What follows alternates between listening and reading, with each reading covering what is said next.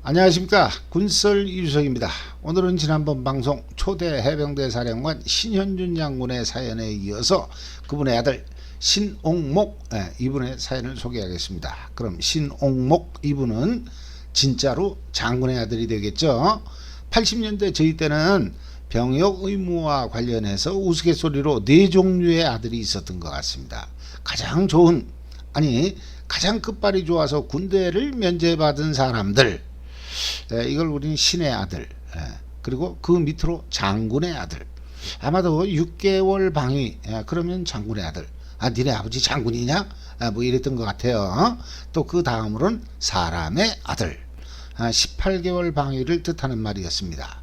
그리고 마지막으로 어둠의 자식들, 이분들은 현역으로 30개월 만땅 채운 분들을 일컫는 말이었던 것 같습니다. 그럼 진짜 장군의 아들, 그것도 원스타, 투스타도 아닌 초대 해병대 사령관 3스타 신현준 장군의 아들은 방금 말씀드린 우스갯소리에 따르면 6개월 방위가 맞을 것 같습니다. 하지만 그때는 6개월 방위가 없었죠. 이건 80년대 기준으로 제가 잘못 말씀드렸네요. 아무튼 하지만 이분은 최초 군대 계급이 공군 하사, 그런데 마지막으로 전역할 당시의 계급은 해병대 소령. 과거 해병대 부사관에서, 즉 현역 신분으로 장교 시험에 합격해서 장교가 된 분들은 적지 않습니다. 하지만 60년대 공군 하사 전역 후 병역 임무를 마친 상태에서 다시 해병대 장교로 임관한 경우는 저는 처음 듣습니다. 다시 한번 말씀드립니다. 대한민국 초대 해병대 사령관의 아들은 공군 하사로 전역 후 해병대 소위로 임관을 한 다음 해병대 소령으로 전역했습니다. 이 정도만 말씀드려도 이분은 범상치 않다. 범상? 그러니까 말이 고상해서 그렇지 까놓고 얘기하면 비정상적이다. 그래서 뭔가 골 때리는 게 있을 것 같다. 여러분은 이런 생각이 드셔야 정상입니다. 비정상을 정상이라고 생각하시는 분은 정상적이지 않은 그 비정상적인 분이 되기 때문이죠. 자, 그럼 오늘도 방송할 내용이 많기 때문에 바로 본론으로 들어가겠습니다. 먼저 이 사진을 한번 보시죠.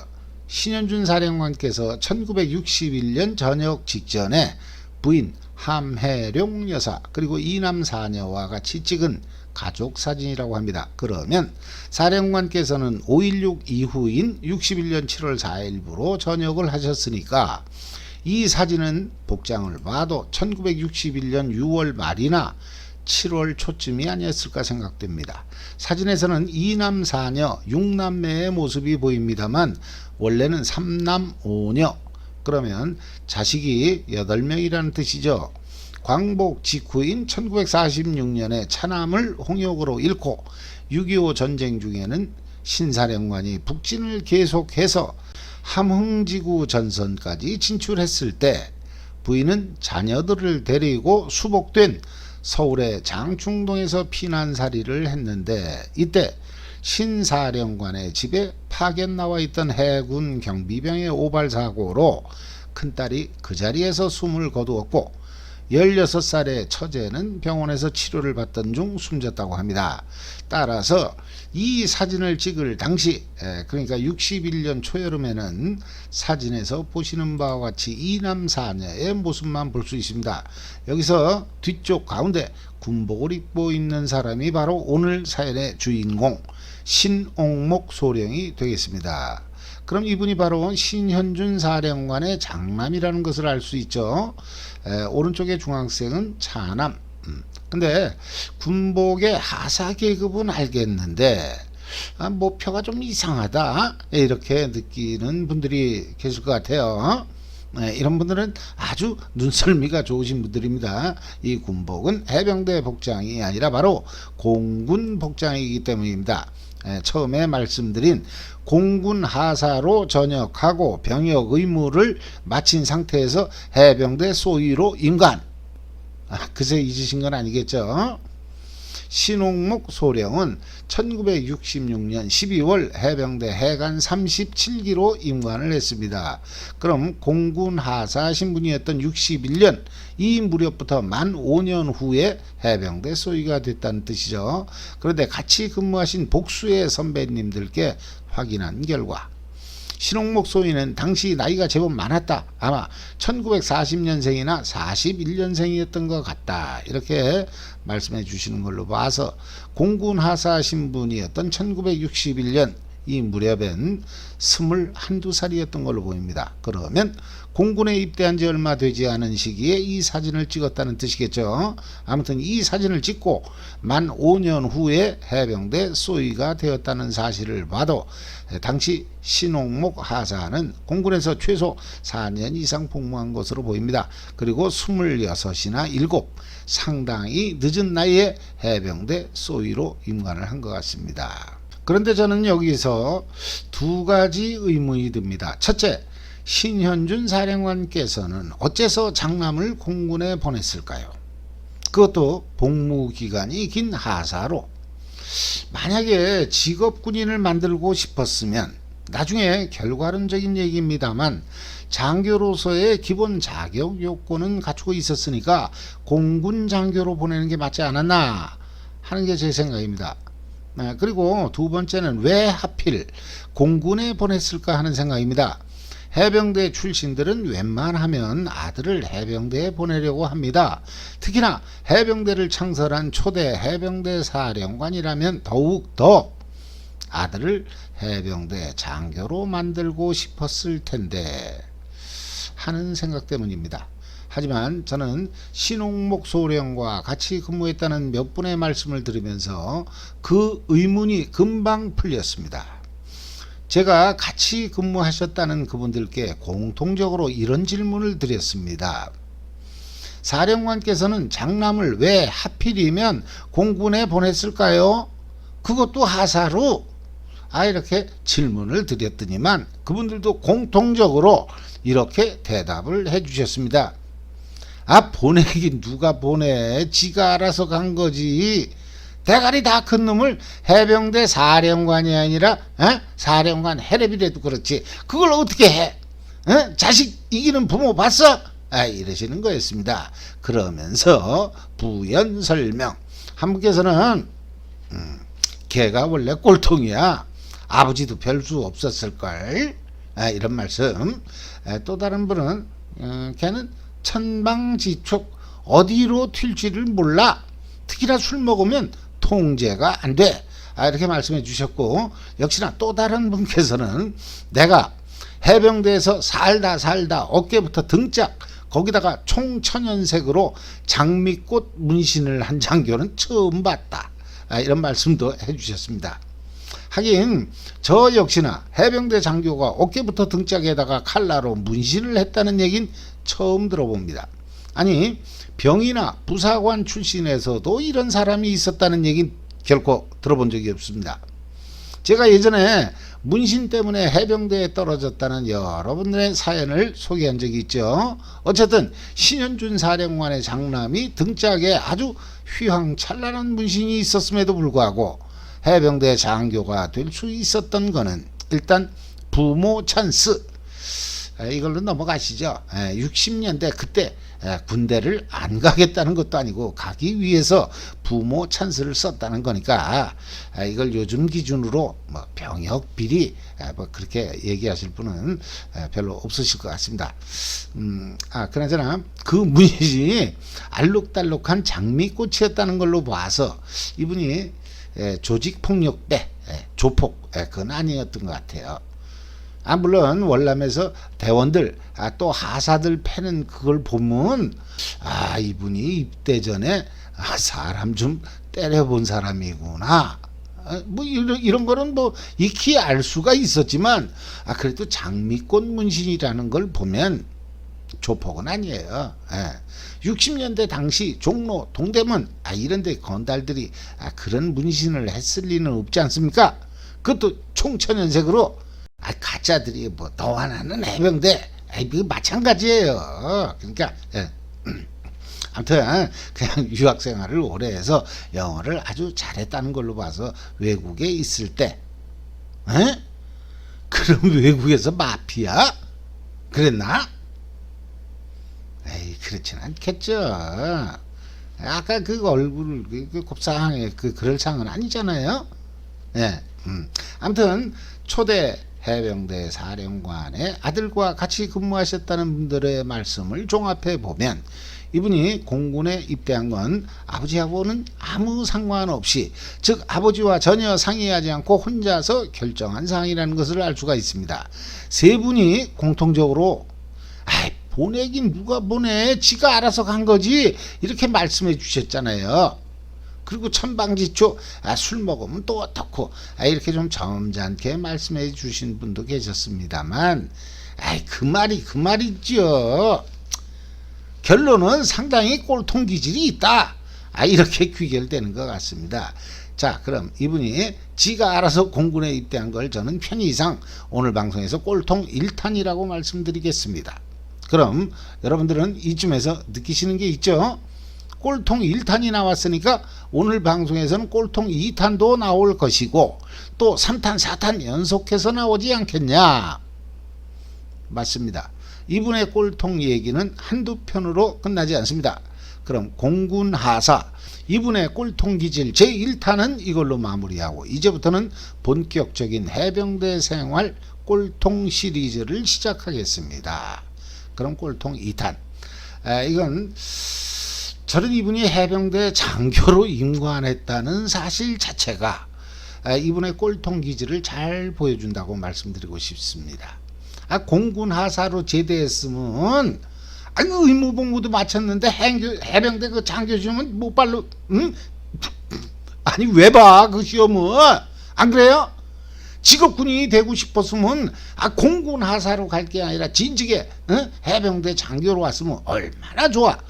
제 나이에 왔으면 아무리 늦어도 해관 33기 그 정도는 됐을 텐데 나이 먹어서 37기로 들어오면 어쩌자는 거야. 안 그래요? 네. 제가 지난번 방송에서 해관 33기 이덕길 연대장님의 말씀을 드리면서 개덕길, 그 얘기는 지난번에 사과 드렸잖아요. 그 얘기를 하려는 게 아니고 오늘 주인공 해관 37기 신옥목 소위가 월남에 파병됐다. 그리고 70년도에는 2차 파병됐는데 안하 무인, 자기가 학생 때 이동용 여단장이 자기 아버지 부관을 했기 때문에 아주 친한 사이라면서 빤스바람에 여단장 빵카를 들락거렸다는, 그걸 직접 봤다는 분들이 계십니다. 이 정도로 2차 파병 시절 월남에서 겁없이 행동한 분이었지만 유독 이덕길 대위한테만큼은 고양이 앞에 쥐 벌벌 기었다고 합니다. 제가 보기엔 꼴통 단수만 놓고 보면 이덕길 대위가 한 수 위였던 걸로 저는 판단합니다. 당시 이덕길 대위가 월남 청룡 5대대 본부중대장 시절 신옥목 중위에는 본부중대 8하나 소대장을 했다고 합니다. 과거에는 보병대대에 화기 중대가 별도로 없었고 본부중대에 81mm 박격포 소대 등이 있었다는 말씀 예전에도 한번 소개한 적이 있죠. 아무튼 이덕길 대위는 나중에 청룡 5대대 26중대장으로 내려갔는데 비슷한 시기 5대대에서는 이 26중대의 전공이 가장 혁혁했다고 합니다. 이덕길 대위가 소위 때 연대장 집차 본네트 위에 올라가서 오줌을 싼 이후로 개덕길이라는 별명을 얻게 됐다는데, 아무튼 아까 얘기로 돌아가서 신옥목 소위가 공군 하사로 가지 않고 진즉에 제 나이에 해병대 장교가 되었다면 아마도 자기가 그렇게도 벌벌 기었던 이덕길 중대장과 동기생, 좀 더 운이 좋았다면 선배가 될 수도 있었을 것 같은데 왜 그렇게 의무 복무를 마친 분이 다시 해병대 장교가 되었는지 저는 이해가 되지 않기 때문에 저는 이걸 그분의 꼴통 기질 때문이라고 설명드릴 수밖에 없습니다. 자, 그럼 이번엔 꼴통 3탄. 1967년 월남전에 파병된 신옥목 소위는 영어를 아주 잘해서 그런가 여단본부에서 근무했다고 합니다. 그런데 월남 파병은 기본적으로 1년을 해야만 귀국을 할 수 있었는데 반해 신옥목 소위는 딱 석 달 만에 조기 귀국을 당했다고 합니다. 뭐뭐를 당했다? 그러면 뭔가 어감이 안 좋죠. 그래서 그런가 이 조기 귀국을 많은 분들은 강제 귀국이라고 말씀하시기도 합니다. 대표적인 케이스가 사고자, 즉 월남에서 사고를 친 대원들이 이렇게 강제 귀국을 당했다고 합니다. 하지만 이분은 신임 소위, 거기다가 해병대 초대 사령관의 아들. 도대체 무슨 사고를 친 건지 저는 이해가 안 됩니다. 설령 사고를 쳤다고 해도 웬만하면 주변에서 대원들이 보는 눈도 있고, 그러니까 여단장 입장에서는 뭐 경미한 사고인 경우 대충 눈 감아주고 넘어갈 수도 있었을 것 같은데, 이렇게 강제 귀국 조치를 한 걸 보면 사태가 제법 심각했던 것 같습니다. 월남에 위문 공연을 온 당시 아주 유명한 여자 가수가 관계된 그런 사건이라는 얘기도 있습니다. 그런 얘기가 있다는 게 아니라 신옥목 소위가 나중에 소령 시절 포항 1사단에 당시 동원 예비군 교육을 들어온 수백 명의 예비군들을 도솔관에서 공개적으로 모아놓고 거기서 당시 사건의 전말을 털어놓았다고 하니까 신옥목 소위가 당시 도대체 무슨 행동을 해서 월남에서 3개월 만에 귀국을 해야 했는지 의외로 아는 분들이 아주 많습니다. 수백 명이 다 들었다고 그랬잖아요. 그분이 자랑했대요. 이게 확 그냥 까고 싶은데 그러면 안 될 것 같아요. 아무튼 제가 더 자세히 말씀드리는 건 저한테 아주 부담이 되는 관계로 저는 여기까지만 말씀드리겠습니다. 척하면서 참 틀려요.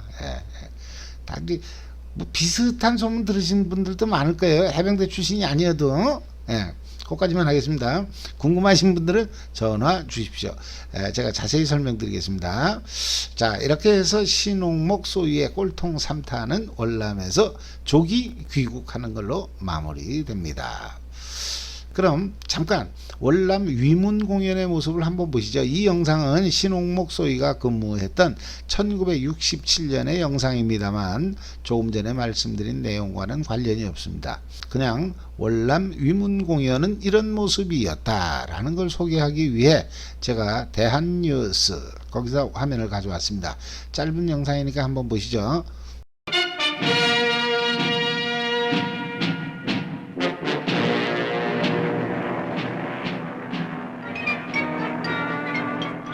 베트콩 소탕작전에서 세계 제1의 전과를 올리고 있는 파월 장병을 위로하기 위해 공보부가 보낸 최정희 여사를 단장으로 하는 연예 위문단이 월남에 도착했습니다.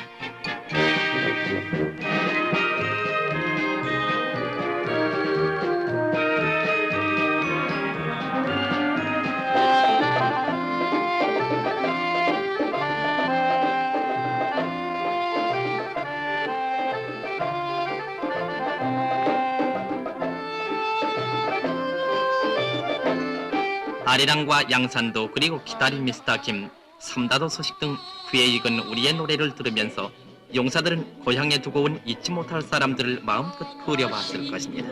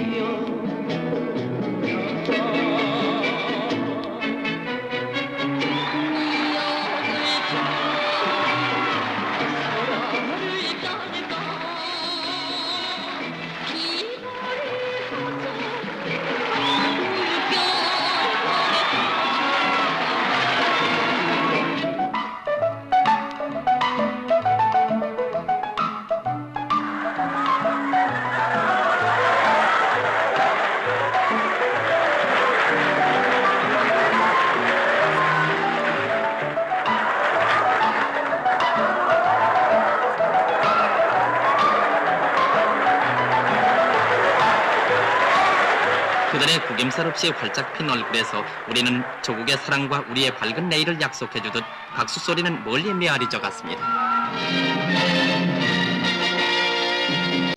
어떻습니까?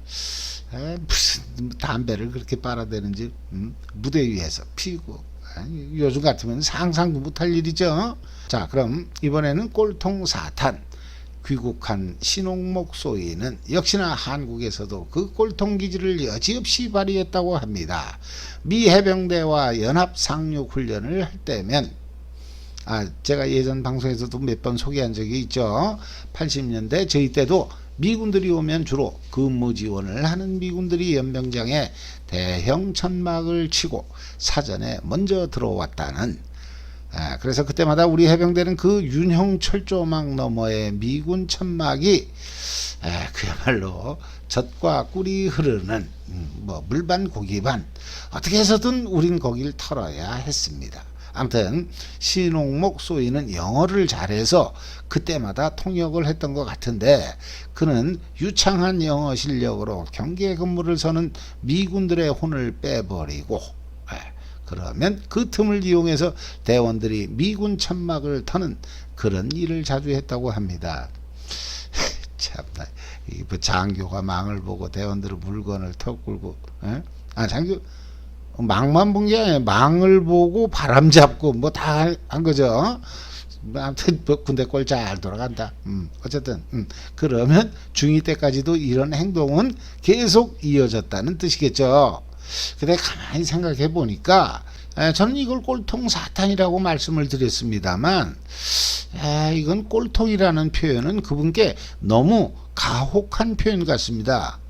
사실 저도 소위 때 그런 미군 천막을 턴 과거가 있어서 그분을 감싸는 건 아니고요. 이런 김바위는 대한민국 해병대의 유구한 전통, 대한민국 해병대가 미 해병대 물건을 좀 털었다고 해서 미 해병대 사령부가 해체되고 미 해군에 통합됐다, 이런 얘기는 없지 않습니까? 미 해병대 애들도 다들 털리는 거 알고 미리 여벌로 더 챙겨온대요. 걔들이 쪼답니까? 아무튼 유창한 영어 실력으로 해병대 전통 계승에 앞장섰던 신홍목 소위, 방금 이 꼴통 사탄은 취소하겠습니다. 적극 계승해야 될 일이지 비난받을 일은 아닌 것 같아요. 또 사관학교 생도 2학년 같은 소리 하실 분이 계시는 것 같네. 이렇게 귀가 간질간질하지. 넘어가세요. 자, 그럼 이번에는 꼴통 5탄. 방금 4탄을 취소했으니까 그럼 이번이 꼴통 4탄. 이분은 중2 말년에 다시 한번 월남에 파병됩니다. 제가 보기엔 안 가도 되는데 왜 또 갔는지 모르겠어요. 그러니까 공군 하사 마치고 해병대 장교 안 와도 되는데 왔잖아요. 그럼 또 월남 한번 갔다 왔으니까 또 안 가도 될 것 같은데, 자꾸 오라고 그러면 아버지한테 이렇게 부탁해서 빼달라고 해도 될 것 같은데 왜 갔는지 모르겠어요. 그래서 저는 이것도 그분의 꼴통 기질과 관련이 있지 않을까 그렇게 생각합니다. 아무튼 월남에 두 번째 가게 된 이유는 아버지, 그러니까 신현준 사령관께서 무슨 역할을 하신 게 아닌가 그런 생각입니다. 또 제보자 중에 한 분께서는 당시 신홍목 중위가 서울 시내 아주 유명한 대형 중국 음식점을 때려부시는 바람에 또다시 월남에 가게 됐다고 제보해 주셨습니다. 그럼 이분은 아주 유명한 여자 가수 때문에 월남에서 쫓겨왔고 다시 아주 유명한 중국 음식점 때문에 다시 월남에 가게 됐다는 뜻 같습니다. 즉, 너 월남 가서 사람 좀 돼서 돌아와라, 이런 아버지의 뜻이 작용한 게 아닌가 하는 그런 느낌입니다. 근데 같이 근무하신 분들 말씀은 그게 아니에요. 여기서도 제가 그분들께 아무래도 아버지가 힘을 좀 썼겠죠, 이렇게 여쭤봤더니만 아까 그 공군 하사로 가고 또 해병대 소위가 됐던 거하고 똑같은 대답을 하시는 거예요. 아버지가 하긴 뭐래, 지가 알아서 다시 월남에 간 거지. 이러는 걸로 봐서 어쩌면 아버지의 통제는 이미 먹히지 않는 그런 꼴통으로서의 해탈, 득도 뭐 그 정도 경지가 아니었을까 하는 생각도 좀 듭니다. 아무튼 저는 이분의 월남 2차 파병을 꼴통 4탄이라고 말씀드리겠습니다. 그럼 이번에는 꼴통 5탄.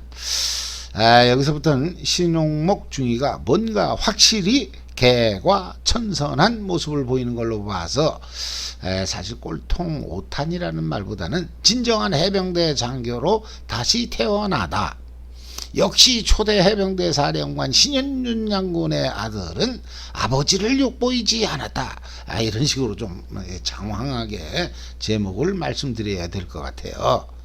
그럼 꼴통 5탄 대신에 장군의 아들은 이랬다. 이렇게 바꾸겠습니다.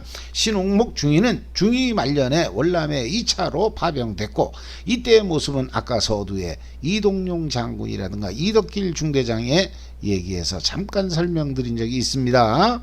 아무튼 신홍목 중위는 이덕길 대위의 본부중대에서 파라나 소대장을 하다가 2달 만인가 곧 대위로 진급을 했고 대위 진급과 동시에 마침 그때 창설된 월남 청룡부대 수색중대의 초대 중대장이 되었다고 합니다. 이때부터는 꼴통 대신 아주 독종으로 소문이 나기 시작했다고 합니다. 월남 청룡의 수색중대는 원래 그 전에 있던 특공중대를 해체하고 그 병력들을 각 대대로 내려보낸 다음 예하부대에서 신체 조건 등이 탁월한 아주 우수한 대원들을 선발해서 수색중대를 창설했다고 합니다. 포항 1사단 남문 근처에 있으면서 월남에 파병되는 병력들의 훈련을 담당했던 월남 특수교육대의 요원들이 주로 사고자였다는 얘기가 좀 있는데 청룡 수색대는 그건 분명히 아니었던 것 같습니다. 물론 사고자만 놓고 보면 중대장은 과거 사고자였던 게 확실합니다. 어쨌든 대원들은 사고자가 아니라는 겁니다. 근데 방금 제가 독종, 아주 독종이라는 표현을 썼는데 당시 수색중대에서 같이 근무하신 분은 사실 독종이 아니라 악질이라는 표현, 이게 조용히 얘기해도 남들이 들으면 큰일 나요. 악질이라는 표현을 쓰셨습니다. 악질 그 표현이 너무 그래서 제가 독종으로 바꾼 겁니다. 그러면서 이분 말씀이 전쟁터에서 작전이 없는 날이면 매일같이 훈련을 한 부대는 우리밖에 없을 거야. 아니지만 무슨 전쟁터에서 무장구보를 다 하고 원래 작전 나갔다 오면 병기 청소하고 세탁하고 밀린 잠도 자고 좀 쉬고 그러는 거지. 악질 중대장을 만나서 우리가 이렇게 고생을 하는 거라면서 중대원들은 매일같이 중대장을 욕했다고 합니다. 당시 청룡 수색대는 에어보트를 타고, 에어보트 아시죠? 80년대 저희 때 포항 1사단 각 IBS 기습대대 정문에 딱 자세 잡고 서 있던 그 보트, 그 뒤에 비행기, 그러니까 그 에루19 이렇게 발음해야 더 먹어줘요. 그래서 에루19 이렇게 프로펠러 달린 거 기억나시죠? 아무튼 이걸 타고 적진에 가장 먼저 들어갔는데 복장은 철모 대신 정찰모, 낙가오리라고도 하죠. 또 방탄복은 거추장스러우니까 안 입는 거죠. 뒤뚱뒤뚱 안 돼. 그럼 월남전 사진 중에서 에어보트를 타고 늪지대를 달린다? 그럼 청룡 수색대로 보는 게 맞을 것 같습니다. 그리고 이 수색대는 신홍목 중대장뿐만 아니라 송털보, 별명으로 봐서 수염을 기르고 다녔던 것 같아요. 이름은 송일수, 이분이 선임하사, 이분 역시나 아주 독종이었다고 합니다. 만이산 까치부대, 즉 MIU하고도 아주 관련이 많은 분이십니다. 7명인가 데리고서 저쪽에 넘어갔다 왔다는 그쪽에서는 아주 유명한 분이라고 합니다. 아무튼 이렇게 독종 간부들 밑에서 수색대원들은 고생을 했지만 이분들의 한결같은 말씀은 중대장과 선임하사가 그렇게 악질이었기에 우리가 살아서 돌아올 수 있었다, 이렇게 말씀하십니다.